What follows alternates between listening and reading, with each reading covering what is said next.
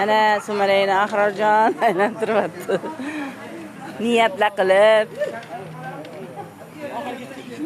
Yaxshi niyatla qilib Ahrorjon. Tigimini oling, tigimini. Yo'q qo'ymasin. Endi Rustotillar bilan bir yangi qo'shig'imizni ijro qilib beramiz. Mualliflar qo'shiqlarimizni. Давайте. Bola chaqangizni o'ylamagan bo'lsangiz. Endi haligi yomon odamlarni yaxshi odamlar deb qo'yamiz qog'ozga o'rab. Давайте. Buni yozishimizga sababchi shu Anvar akam ustozimiz bo'lgan. Buni she'rini yozishimga sabab shuni qo'shig'imiz qo'ldan kelsa ijro qilib beramiz. Eshitamiz.